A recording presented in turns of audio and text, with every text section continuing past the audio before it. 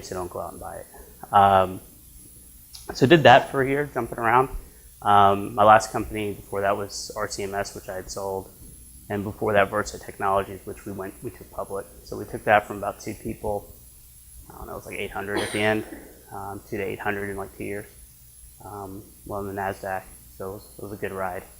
You'll also find that there's gaps because a lot of my gaps are sabbaticals. So I do exits and then I take a year off. I take a year and a half off. I take 2 years off and do various things to myself and with others. Whether it's meditation, yoga, surfing in Costa Rica, I was MMA training for a while until they told me I was too old, that I couldn't take a punch. I could take a punch really well, I just couldn't recover very well. It took me a little bit longer to recover. And I think all those things are kind of important in terms of living a whole life. Any questions? This is a small group, so ask questions as we go. No? No, I'm absolutely disinterested. Ask my kids. Ask my 13-year-old. I'm lame. No, I literally get interested in a lot of things and just ADD to hyperfocus, right? So this talk, I host a chai, so a tea every month at my house. And it's literally become this thing where all the friends that you run around and say, hey, we should grab coffee, we should catch up. And then 2 years later, you haven't had coffee or caught up. So it's this open invitation to my close friends, about 30 to 50, and about 15 show up.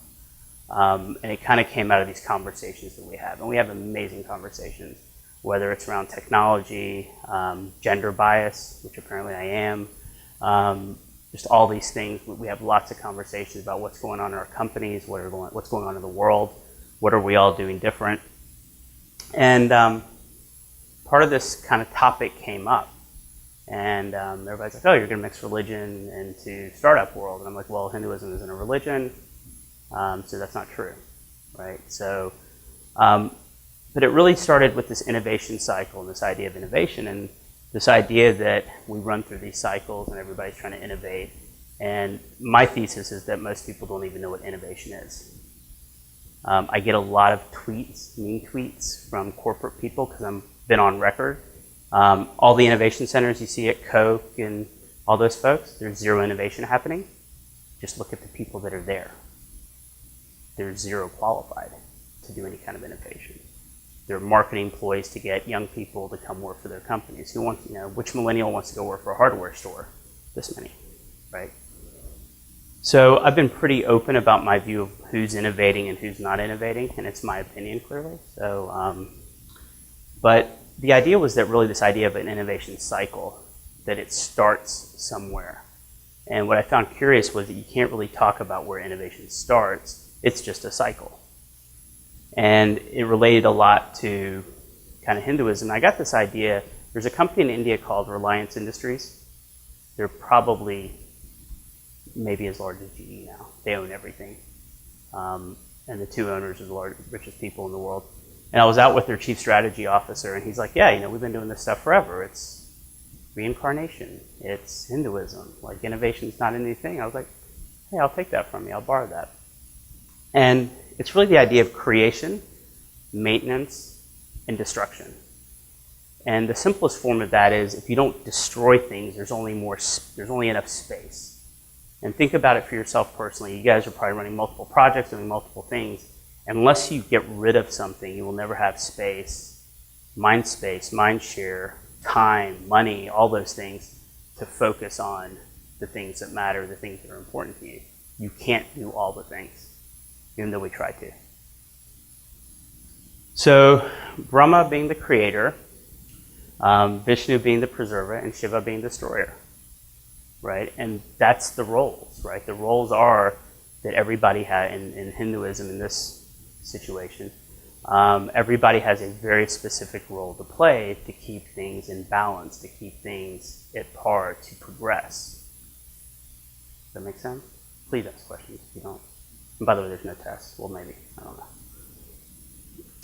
And you see this in industries, right? You see this idea in industries that companies are created, they build to a certain point, They go from no cash flow to lots of cash flow. Then they go to diminished cash flow. They cut their expenses to try to increase cash flow. They maybe sell to a private equity, or they go out of business, right? There's lots of businesses that make really bad gross margin and really poor cash flow percentage, but generate lots of cash flow that private equity loves. Some of those get destroyed, right? Any ideas? So name 3 companies that have been destroyed by innovation? Huh? Yep. Webvan might just be too early. Netscape. Not exactly. Not exactly. Netscape exists. That's Mark Andreessen all about it. Yeah, Blockbuster is a classic example. And really?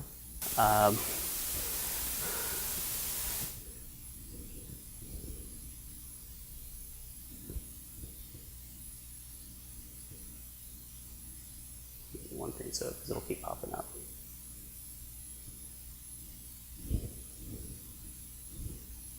Yeah.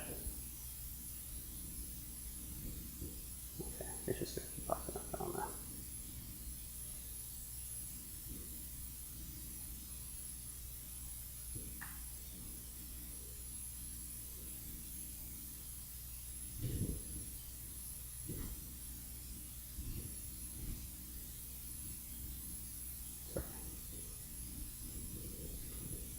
So we've seen this case, right, of companies getting destroyed.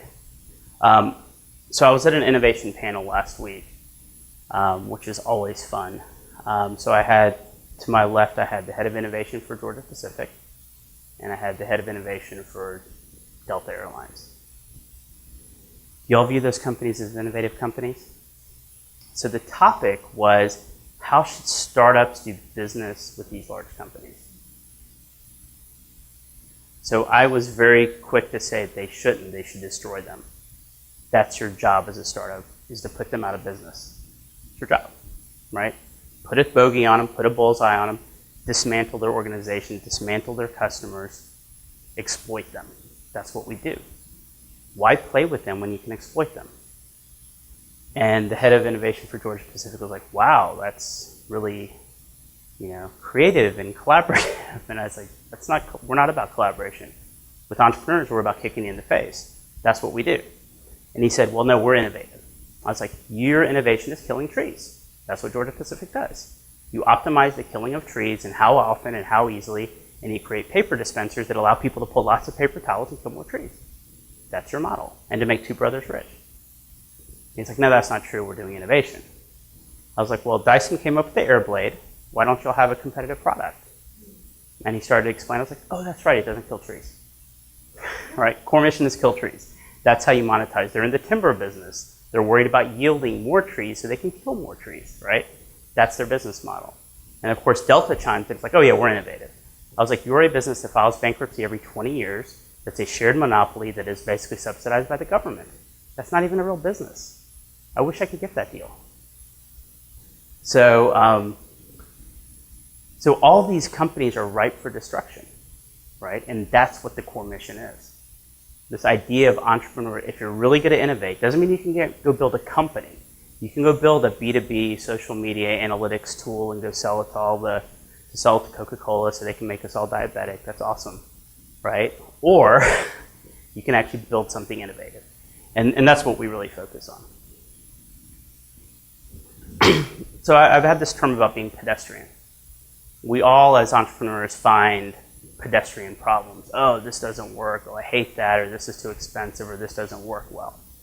That's okay, right? And by the way, whatever pedestrian idea you find, there are at least 10 million people on the planet that are observing the same pedestrian problem. You're not that special.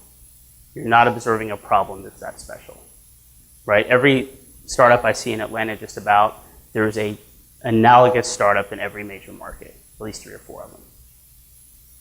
Can everybody understand what a pedestrian problem is, right? You walk by and you're like, hey, that's a horrible pothole. Guess how many people walk by that same pothole on any given day and say, that's a horrible pothole. Someone should do something about it, right? So that's okay. What's not okay is a pedestrian solution. to say, oh, there's a pothole, let's put a metal plate on top of it, right? That's not an okay solution. An okay solution is to understand why that happens and create the next generation asphalt that never fails, right?